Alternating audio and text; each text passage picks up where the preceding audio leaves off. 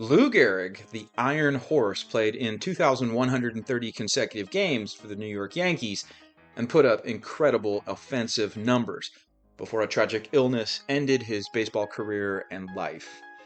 Gehrig's achievements have not been forgotten, even though he was a reserved man and quite the opposite of his well-known, outspoken teammate by the name of Babe Ruth.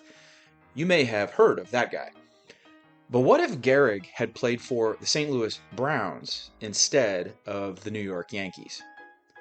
In this video, I'm going to look at three Hall of Fame players, Billy Hamilton, Charlie Gehringer, and Bobby Wallace, who received less media attention than their flashier, more controversial peers. Let's talk about why the records and achievements of Hall of Fame players fade from public consciousness. Billy Hamilton, an outfielder with the Kansas City Cowboys, Philadelphia Phillies, and Boston Beaneaters, had a career on-base percentage of .455, which ranks fourth best all time. Easily one of the greatest leadoff hitters in baseball history, sliding Billy stole 914 bases and thrilled spectators. But he wasn't as entertaining as the charismatic King Kelly, a daring base runner who bantered with crowds, played tricks on opposing teams, and even had a popular song, Slide Kelly Slide, that made him a household name. Slide, Kelly, slide. Hamilton did not have a song, and his records didn't enter the public's consciousness the way Cy Young's 511 victories did. In fact, Cooperstown enshrined Hamilton only in 1961, decades after the statistically less impressive King Kelly. So why the snub? Well, 19th century greats often got overshadowed by the stars of the dead ball era. There was a bias towards anyone who played before 1893 because the rules had changed so many times, and as I said, Hamilton didn't have a song. Bobby Wallace, who played for the St. Louis Browns and Cardinals during the dead ball era, was a pioneering shortstop with over 2,000 career hits. He was someone who developed the continuous throwing motion from shortstop, where you scoop up the ball and fire it to first or second while running. But there was someone equally skilled at shortstop during the same era, Joe Tinker. Except Joe Tinker played in the country's second largest city, Chicago, and helped the Cubs win 2 championship titles in 1907 and 1908. Not only that, poet Franklin Pierce Adams immortalized the storied Cubs infield and its double play with the catchy refrain, "Tinker to Evers to Chance."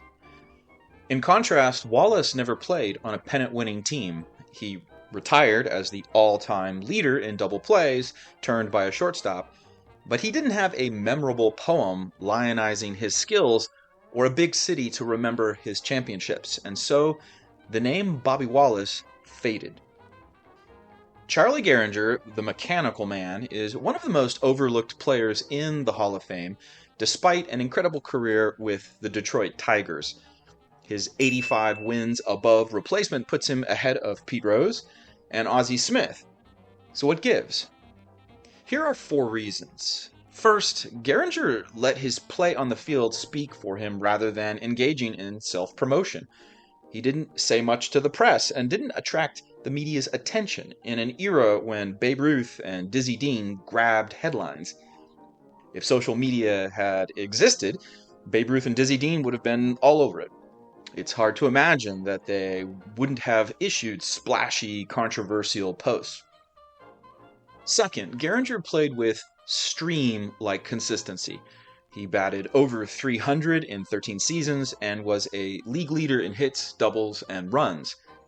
But his lack of ups and downs, peaks and valleys, led people to take his talent for granted. He just did everything well over and over.